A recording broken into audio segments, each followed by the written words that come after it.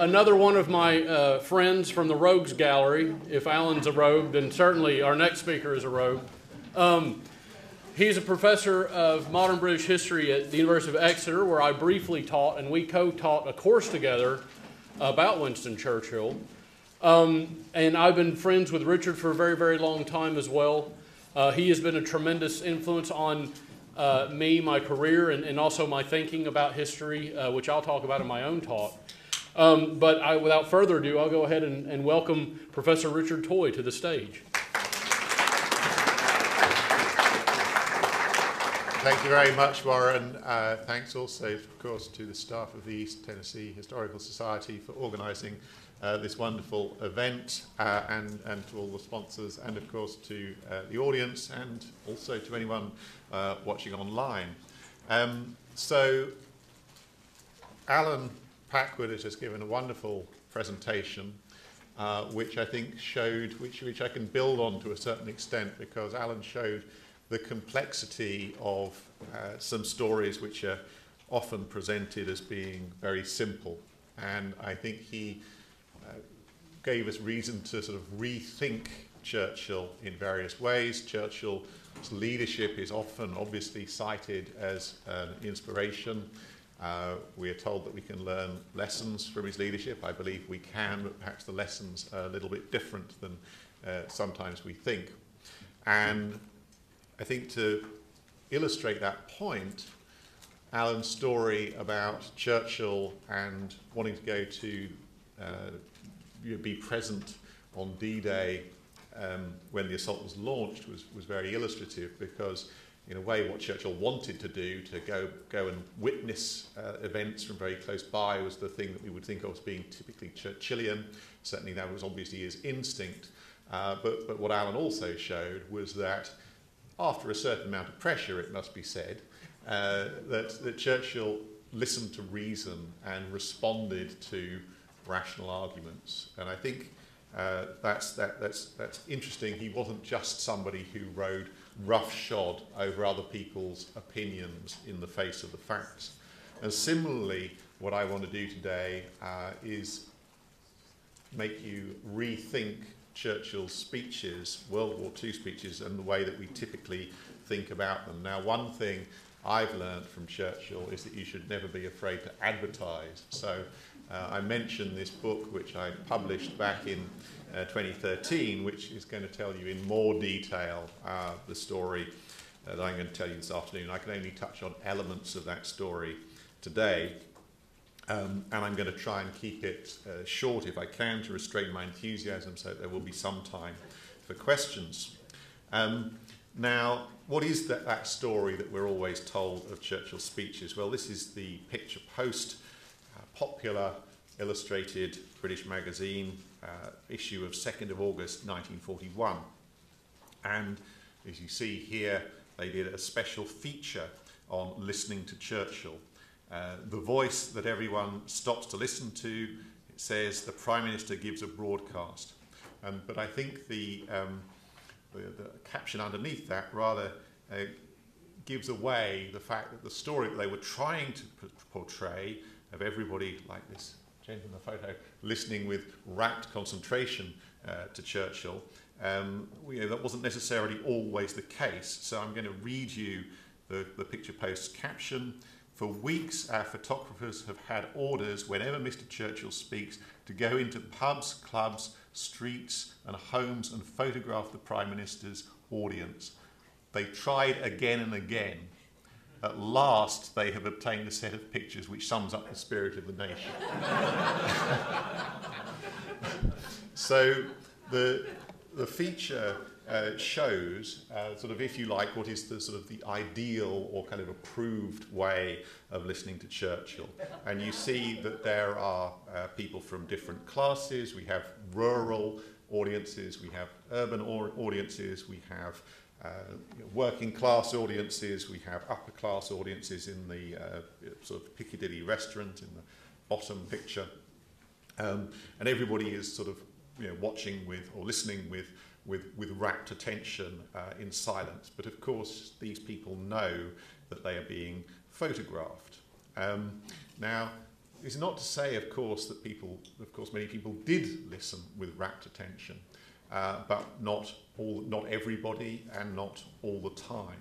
And so sort of the simple message which I'm going to give you today is that Churchill's World War II speeches generated more controversy and criticism than popular legend would have us believe. And I'm going to explain why that's important. That doesn't mean that Churchill wasn't popular. It doesn't mean that there weren't many people who did indeed respond in the way in which we typically expect people to have responded to his speeches, that is to say, being invigorated, inspired, galvanized, and so forth. But the fact there was a significant amount more criticism and controversy is important, not just because it's factually important to know that, but rather because it actually helps us understand his rhetoric and the way in which he constructed his speeches across the course of the war. Now, when I published this book, The Roar of the Lion, back in 2013, there was a sort of a media storm because my message that some people criticised Churchill's speeches at the time was interpreted as, Professor says that Churchill's speeches were rubbish, which of course is not at all what I'm saying. That to report that criticism was made is not to endorse that criticism, and certainly you couldn't endorse all of the criticisms, which were often mutually contradictory, and sometimes the individuals who were making those criticisms would contradict themselves, so you couldn't endorse all of these criticisms, certainly. But let us think about what evidence there is actually to trace what ordinary people's opinions were. Now, in some ways, we are very blessed in this respect from a couple of different sources, which I'll mention. Well, first of all, there was the Ministry of Information and its Home Intelligence Division, which was charged with trying to assess morale. And of course, the government and officials were very worried about morale, and really just at the point at which Churchill became Prime Minister in May 1940, this was also the point in which they instituted a kind of survey, which initially was done on a daily basis, but then when things were a little less anxious in the autumn of 1940, on a weekly basis, and then continued not quite to the end of the war. So by the end of 1944, they stopped being worried about morale, and so they kind of wind down this exercise. Nevertheless, the people who were conducting the survey and sort of trying to build up a picture of what morale was like from a wide range of different sources, they were charged, one of the things they were particularly told to focus on was the reception of ministerial broadcasts, including, of course, Churchill's own broadcasts. So we have that very rich body of information. We also have information generated by an organisation which you may have heard of called Mass Observation, which was a sociological research organisation founded in 1937. And it was a kind of progressive-leaning organisation, if you like. It was, its sort of slogan was the science of ourselves. So it was about finding out about what we, the British people, are really like.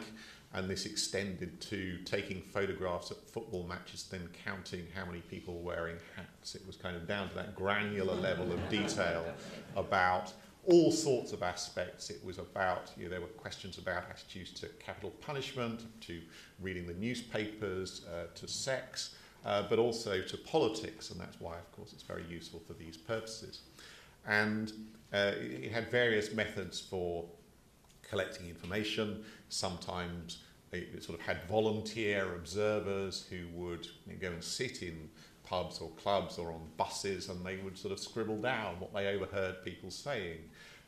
Then there were sort of more, what we would think of as more standard type opinion poll type research, but also it asked members of the public to keep diaries and to send them in. And sometimes it sent these sort of individual observers, it sent them what were called directives. So it said, we would like you to tell us what you think about the following issues, but there are also these kind of free-form diaries.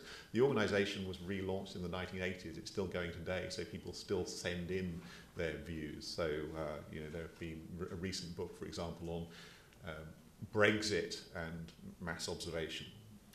But let's actually go to some examples.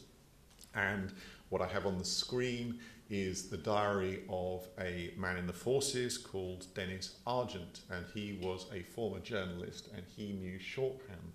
And this is his diary entry reporting the reactions of a couple of his friends, a couple of his army friends, to Churchill's broadcast of 15th of February 1942, which was just after the fall of Singapore. One of the low points of the war, of course. Now, for a little bit of context, something else had also been going on at the same time as well, the escape of a couple of German ships through the Channel, which had actually generated sort of more upset in Britain to some extent than the fall of Singapore, which of course was a very long way away, but the fact that these German ships had escaped within essentially almost within sight of Britain was something that would cause a lot of shock and worries that the Navy had been incompetent. So this is Argent writing down what his mates were saying about this particular speech. And bear in mind that they're not just sitting down and listening to the speech. One of the guys is kind of going in and out of the room at the same time.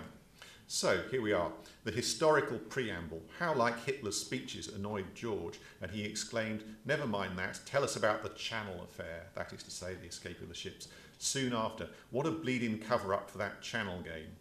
When Churchill was talking about America's entry into the war, effing bullshit, get on with it. What an effing cover-up. Any normal person could see it's just pulling the wool over their eyes.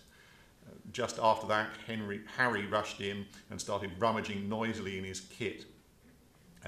He was making enough noise to cause George to say, "Noisy bastard, listen to this, it's Churchill." But Harry was far too eager to find something to take out to his girlfriend, than to take any notice of George's "listen to that old bastard effing cover-up he's making."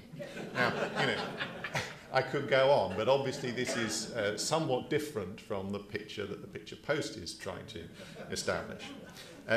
Now, what do we make of this evidence? Of course, the people who wrote into mass observation were not necessarily representative of the population as a whole. It might be tempting to dismiss it on that basis, but in fact, there are some reasons I'm going to suggest that the evidence can be read in different ways in order to cast some light not only on what the individuals who sent in the diaries thought, but what other people thought as well. Now, of course, it's worth emphasising that mass observation wasn't just full of complaints at Churchill's speeches. Of course, there were those people who had what we might call the classic reaction. So here's one of them. PM speech, grand.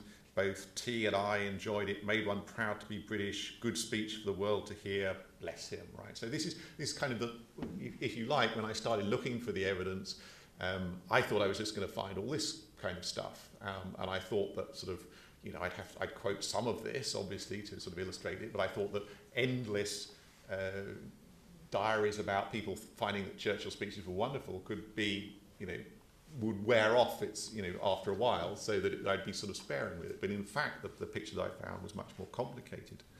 And again, here's somebody sort of complaining really about Churchill's speech in Ottawa at the end of 1941.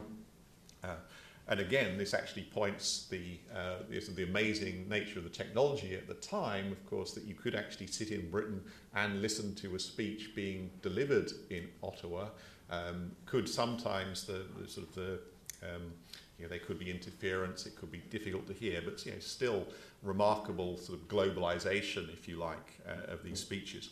So I listened to Churchill at Ottawa, the cheering, the dramatic speech or effect on audience, the vituperation, the French-Canadian stop of 2 paragraphs in French were all reminiscent of Hitler in 1936, 7 and 8.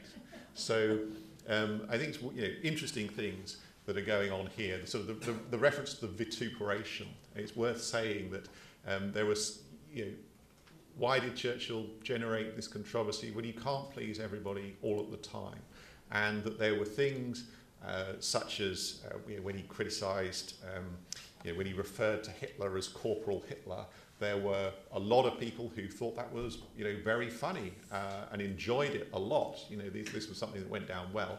But there were also other people who thought that it was undignified and un-prime ministerial. Similarly, you've got to remember that Churchill didn't start out with a clean slate in 1939 or 1940. He had a long, controversial political history behind him, particularly thinking about his advocacy of British involvement in the Russian Civil War, the line that he'd taken over the general strike in 1926 and so forth. So if you want to put it like this, he had a lot of baggage, and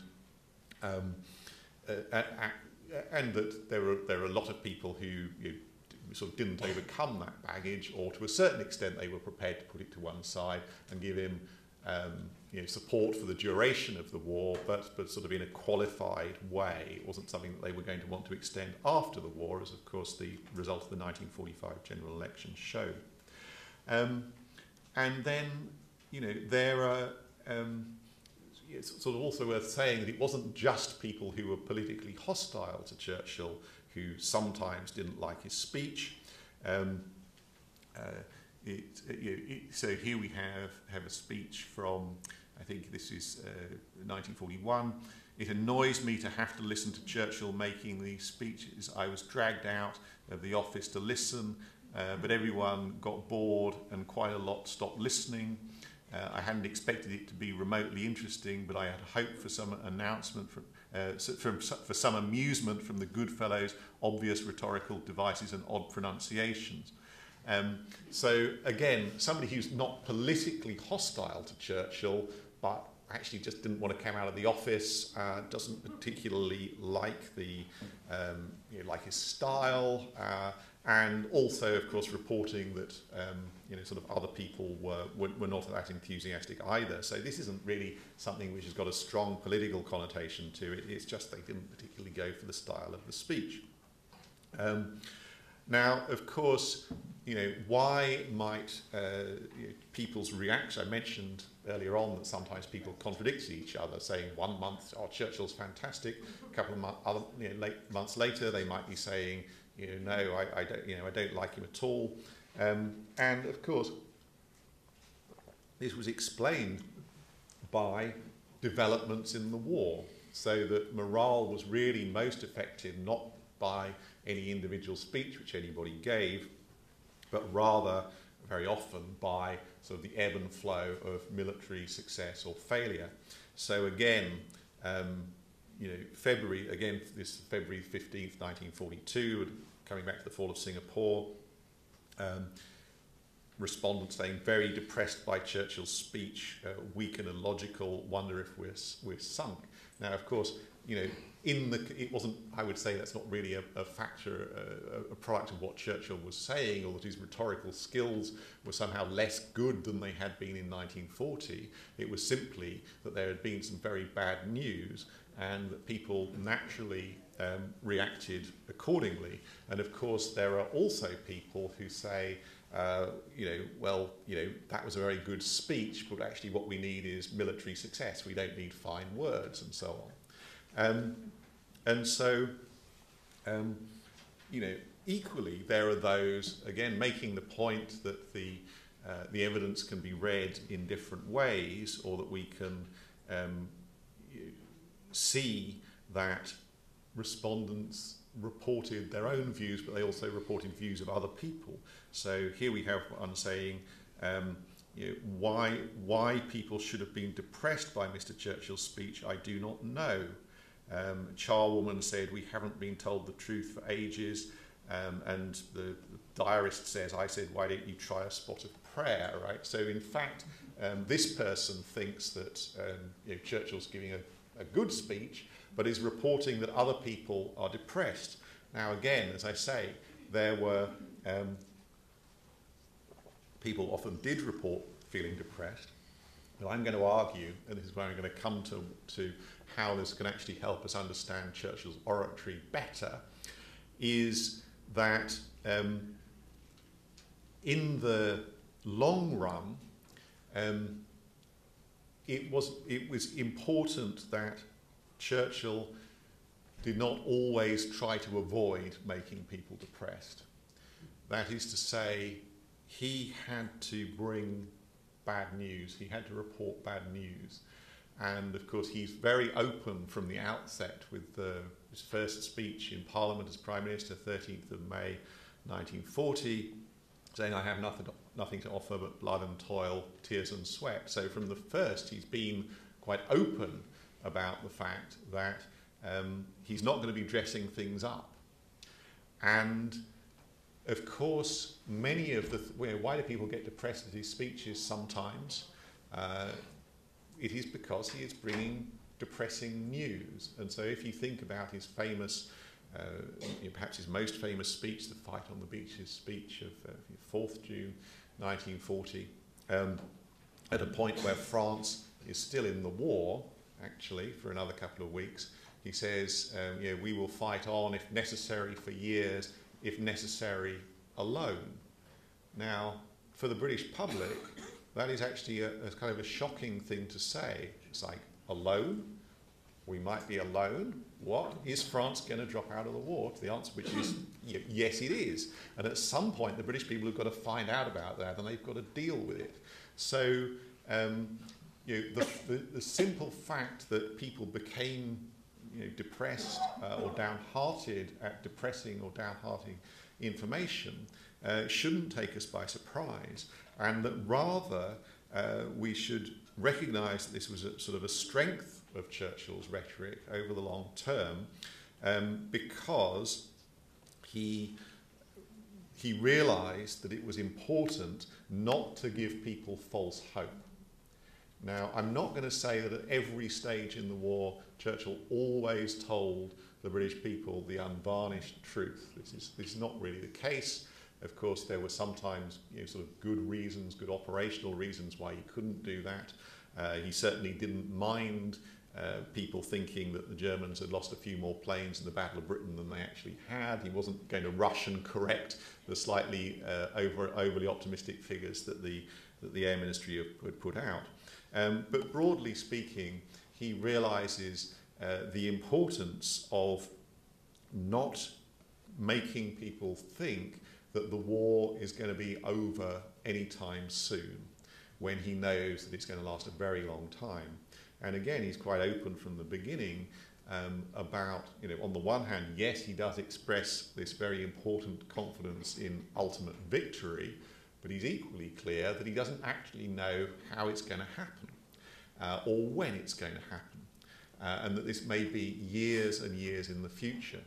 Now, he has a great advantage, I would say, because of his political longevity, that he's been a minister in the First World War. And he's able, in 1940, to say to the British people, well, I've been through this before. For years during the First World War, there was stalemate. We didn't know how the end was going to come about. And then suddenly, in summer of 1918, the Germans suddenly collapsed. I can't predict when this will happen, but I can be confident that we don't know when victory will happen or exactly how it will happen. In due course, it will happen. Now, this just requires him to actually be very, very disciplined. Also, to try and impose discipline on generals who might want to talk to the media and say, oh, it's all going incredibly well, and I think we're going to make a very big breakthrough very soon, and it's all going to be at an end. And he has to really sort of stop them doing that. And if you just to give an example, his speech, which he gives in Congress in December 1941, if you read it carefully, then you will see that at one point he says, we must soon start making our military plans for 1943. Now, so what, you might say, it seems obviously in 1941, end of 1941, you'd have to start making your military plans for 1943. But from the perspective of the British people, a lot of people say, 1943? Is the war still going to be going on in 1943? Of course, the answer was yes, it was. But this is Alan's point about looking through the rear-view mirror. Of course, we know that it was going to go on until 1945, but other people didn't. There was a very strong popular belief, that Hitler can't last another winter. That the end will come soon. A natural human desire to believe that everything will get very much better soon. So Churchill's self-discipline and he establishes his credibility as an orator, his character as an orator of somebody who doesn't give out false optimism. So eventually, during the kind of late summer of 1944, when he starts to say, yes, we think we're going to win relatively soon, kind of within the next few months, then people are actually inclined to believe him because he hasn't indulged in misleading, overly positive predictions before. And you can imagine how disastrous it could have been had he started saying, at a too early a stage, that everything was going to end very soon. If that was then falsified, he was going to be in a lot of trouble. So, again, just a couple more examples really here. The three of us listened to Mr. Churchill's speech. We all think his delivery is slow and boring and cannot understand why he's considered to be an orator. And another person, my aunt listening to the Prime Minister's speech remarked of our greatest orator, he's no speaker, is he? But I mean, I think this sort of these criticisms of the delivery, and we might just look at this one as well, actually, on that note. This is sort of a mass observation report, not an individual diary, but a kind of attempt to sort of summarise the popular opinion. And this refers to the famous speech of June 1918, if the British Empire should last for 1,000 years, so on and so forth. Churchill's broadcast at 9 o'clock last night was well received as regards subject matter, that is, and has certainly had some settling effect. But his delivery was frequently criticised. Some suggested that he was drunk, others that he did not himself feel the confidence he was proclaiming, a few thought he was tired. It would seem that the delivery to some extent counteracted the contents of the speech. As I say, this is the finest hour speech. Now, whether or not he was drunk is neither really here nor there. If you listen to the speech, if you listen to the original speech, he does stumble over his words. The fact that he was tired, very plausible, could well have been that. The fact he was repeating a speech which he'd given in the House of Commons early on, he didn't really want to have to do that. He didn't see why he couldn't just broadcast directly from the House of Commons. So there are all sorts of reasons why this particular speech may not have flowed as well, beautifully written as it is on the page. But the key point, I think, is that Churchill's speeches, we hear certain parts of them played over and over again on documentaries. There's this sort of a limited number of famous quotations which come up repeatedly. So obviously, the finest hour, the few, fight on the beaches, give us the tools, we'll finish the job. And I'm sure probably everybody in this room could name another half dozen famous Churchill quotations. But those were just a tiny proportion. Those words were just a really tiny proportion of all the words which he delivered during the war. He gave about 30-odd, I think maybe 33 broadcasts during the entirety of the war.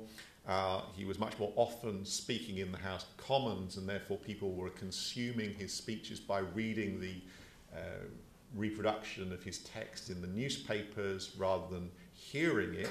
So, you know, if they didn't like his delivery, that didn't actually maybe matter so much for everybody because they could just read the words. But in a way, where did Churchill's speeches gain their power? Certainly they gained some of it from the beautiful phrases, but they also gained a lot of power from the fact that he was giving people information.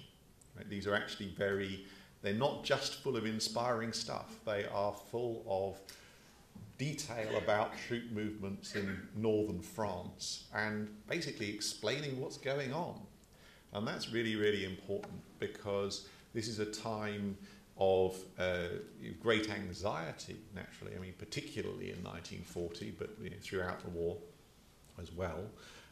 You didn't have 24-hour rolling news. I mean, you had hourly bulletins throughout the day and throughout the evening, but you had to be in a position to hear those.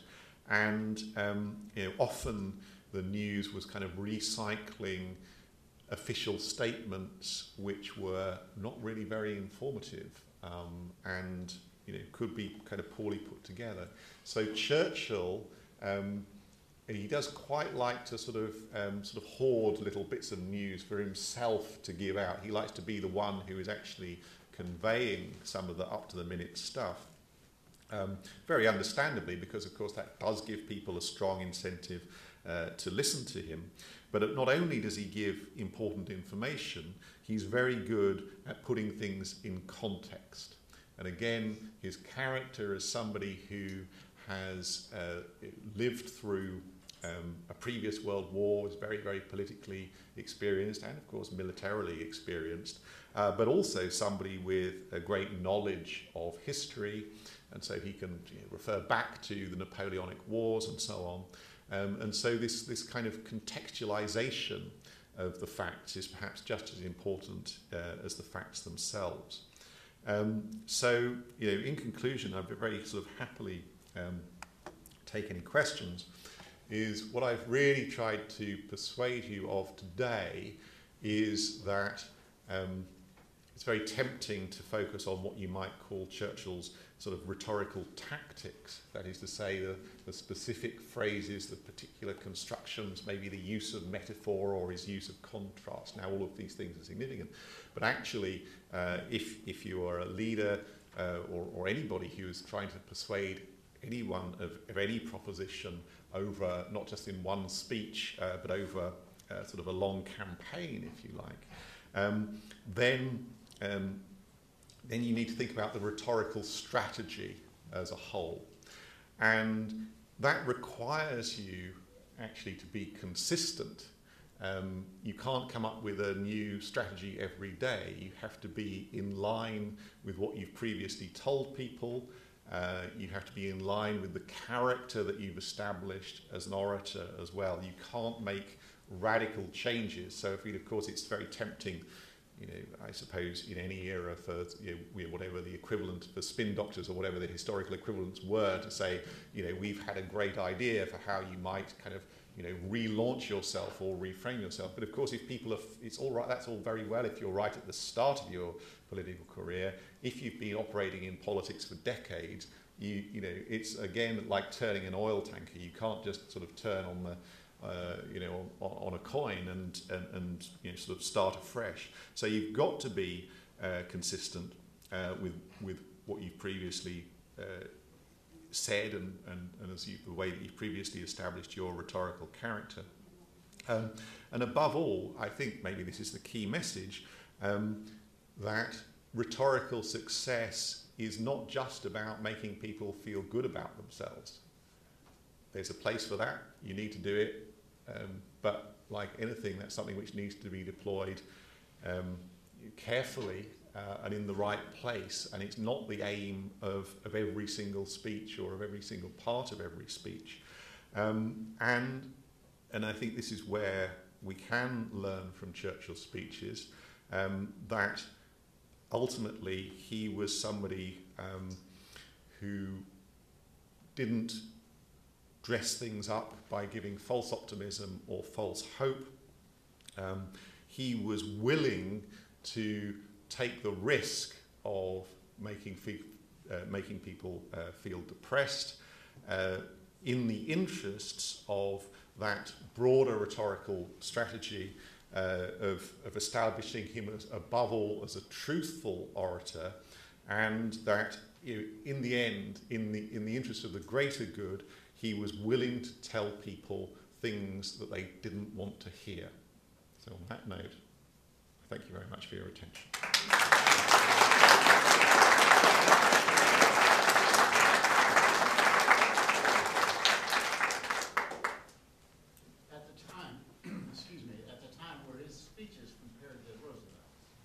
Yes, they were, and particularly, I would say, I'm sure you're kind of familiar with the Chicago Tribune, which has got a very sort of interesting relationship, I would say, with Churchill as a sort of initially a sort of isolationist paper in the first part of the war, and then even after Pearl Harbor, with a very, let's say, kind of British sceptical line. Now, the thing is that being sort of, we saw nice evidence from Alan, sort of the anti-British sentiment, which was quite widespread in the United States. Now, the way that the Tribune responds, it doesn't say Churchill's making bad speeches. Rather, it says Churchill's making very, very good speeches. And this is why we should be suspicious of him, because we know, we know that these wily Brits, they just kind of want to inveigle us into the war. But equally, once America's come into the war, Churchill he's making a very different kind of speech from the kind that Roosevelt makes, who does the fireside chats, who gives annual addresses to Congress and so forth.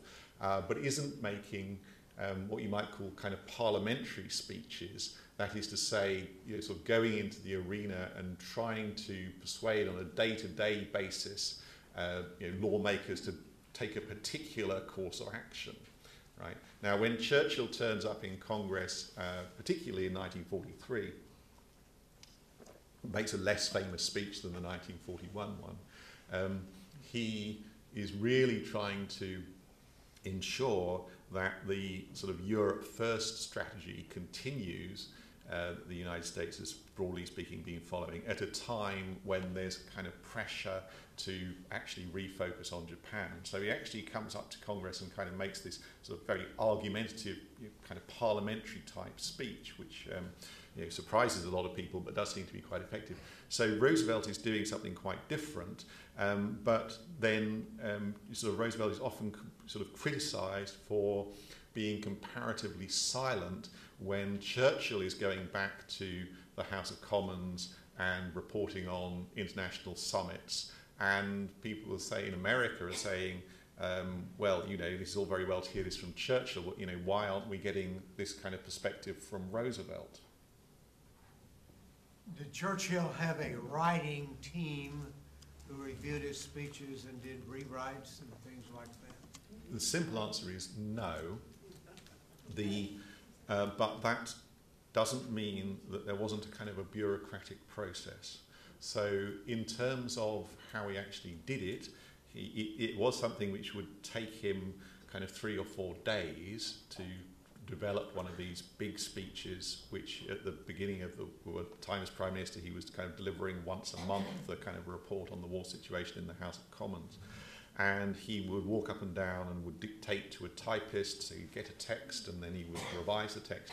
And then the kind of the bureaucratic part of the process would be the speech would be sort of copied and chunks would be sent out to different government departments, and and there would be requests for facts and figures, of course, And then, people would come back with sort of various comments or criticisms or suggestions. There would be things like, we think you should praise the ambulance workers because nobody's praised the ambulance workers for a while, this kind of thing.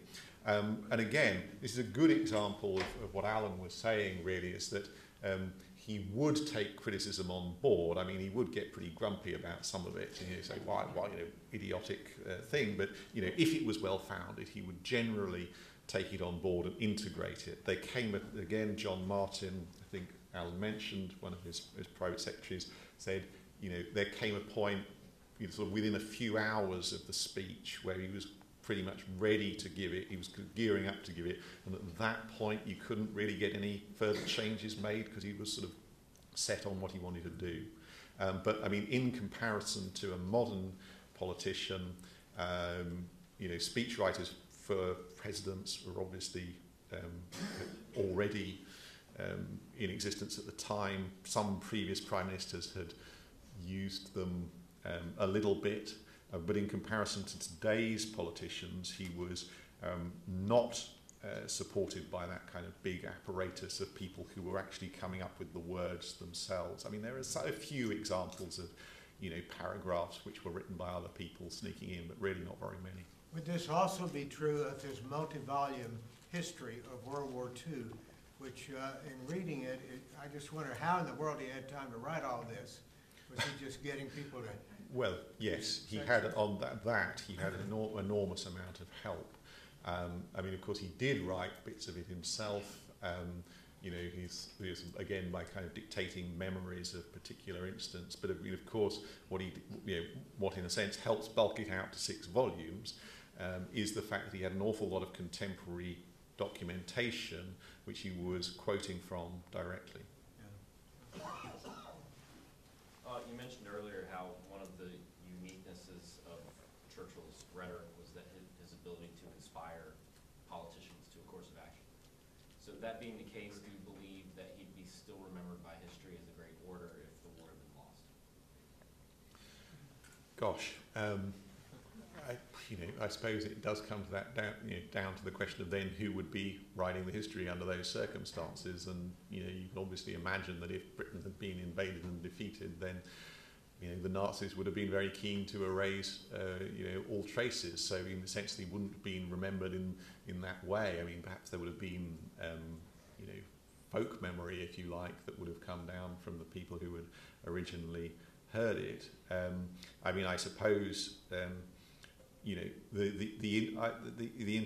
Another interesting question is which bits of his oratory actually get remembered, so that the bits which we tend to quote today aren't the phrases, aren't necessarily the ones which were most famous in the immediate aftermath of the war.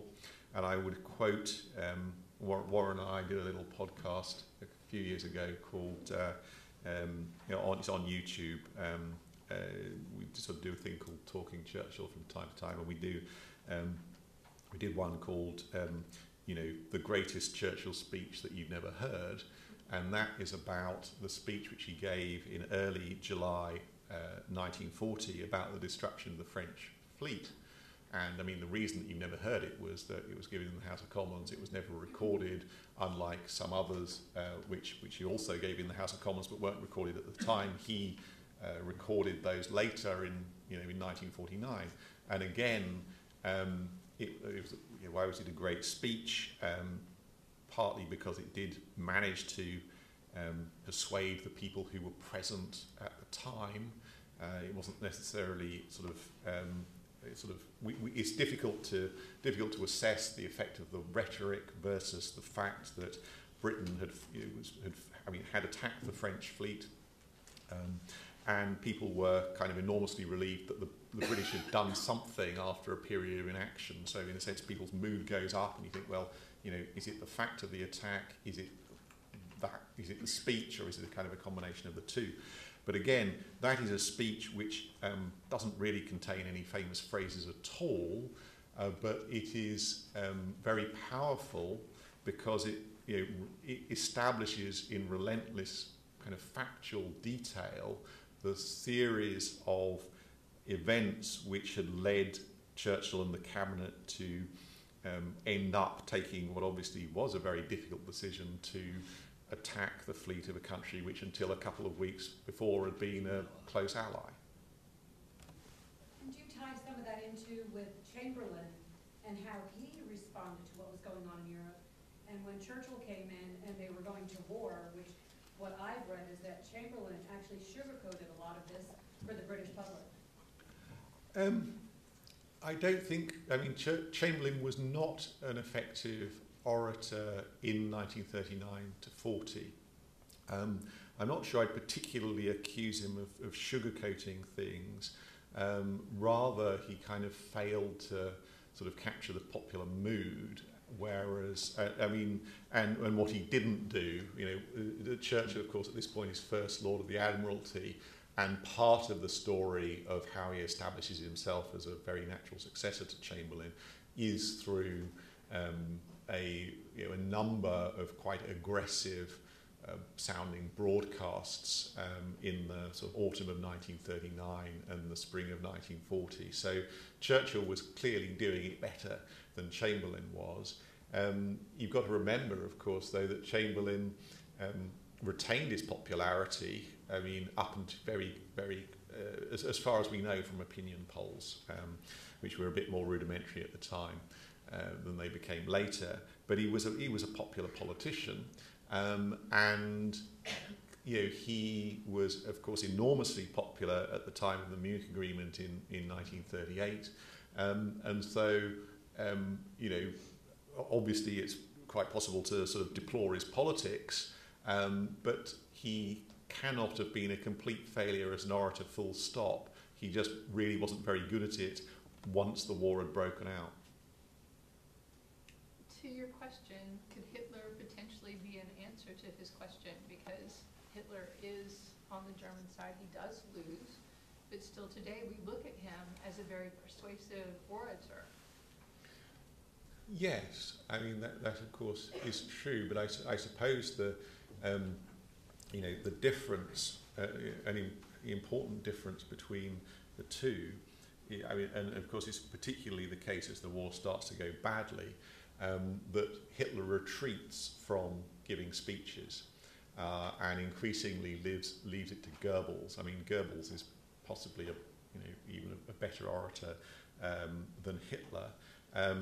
And we actually do have, it's not really quite the equivalent of mass observation because it is sort of a German security service report, but a kind of a weekly report which is based on essentially kind of spying on the population.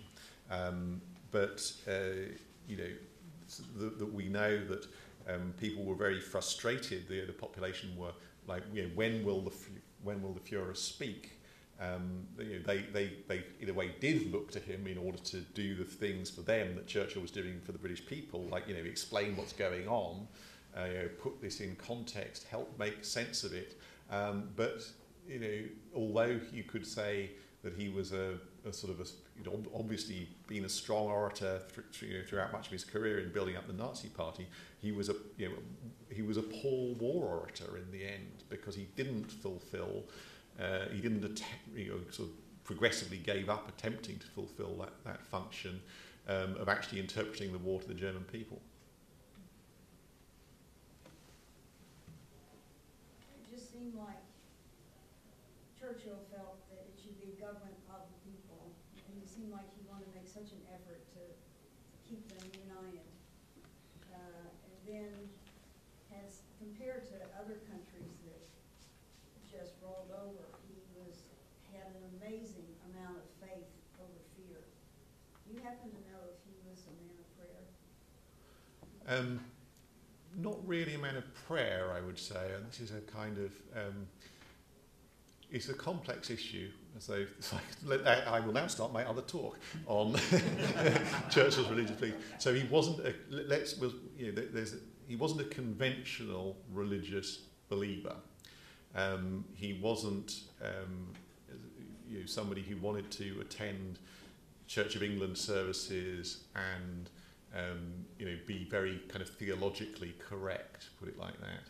he was somebody nevertheless who believed very much in his own personal destiny, and I mean in common with I think, and influenced by sort of various kind of late 19th century writers, he saw the world as basically developing in a progressive direction, that essentially that history was a story of progress, and that there would be setbacks, and they could be really big setbacks like world wars, but things were basically, there was a trajectory to the world becoming more and more and more civilized over the course of perhaps thousands of years.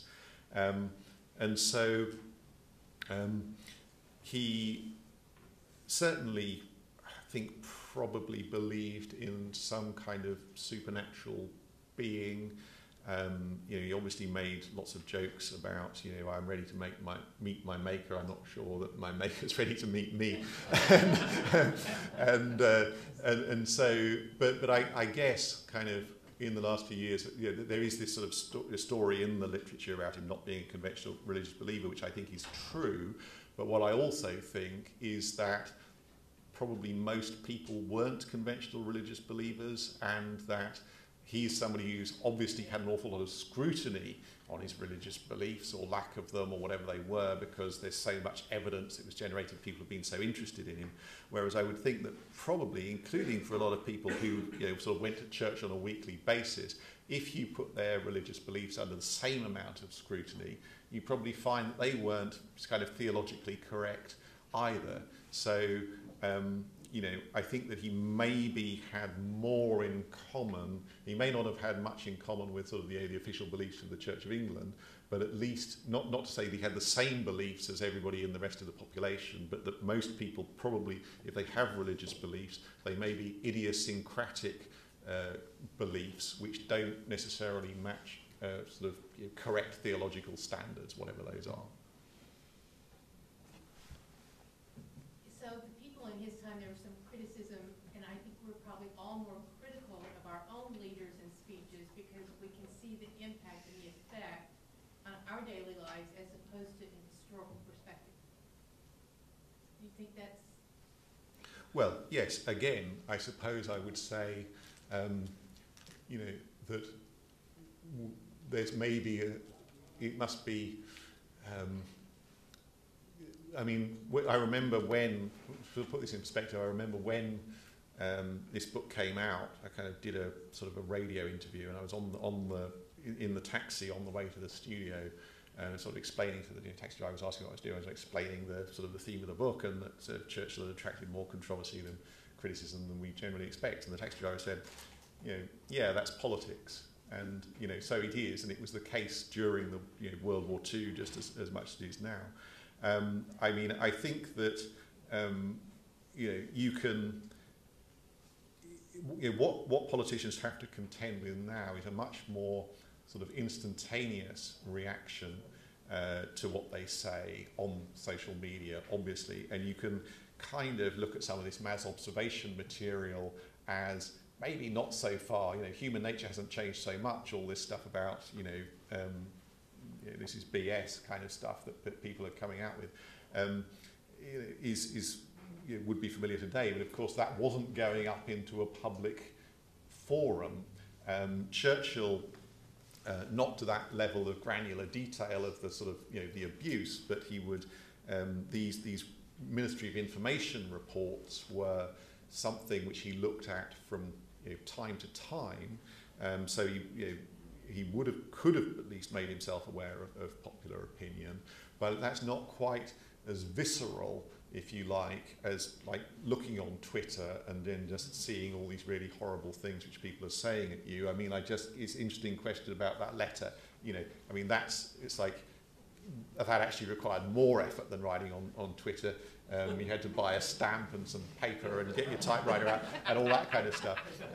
I suspect that Churchill was protected from directly seeing that kind of stuff, but it's interesting. I assume that's an example actually from his papers, right? It's actually from John Martin's papers, so John Churchill may not have seen it. Right. We have an election coming up soon, and I know UK recently had an election. Mm-hmm.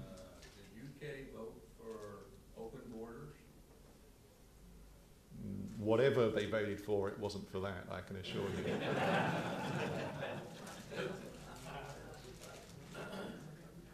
I'm not sure you want to develop your question. No, I mean certainly, if you read the manifestos of the parties, none of them is saying that they wish to have open borders in the UK.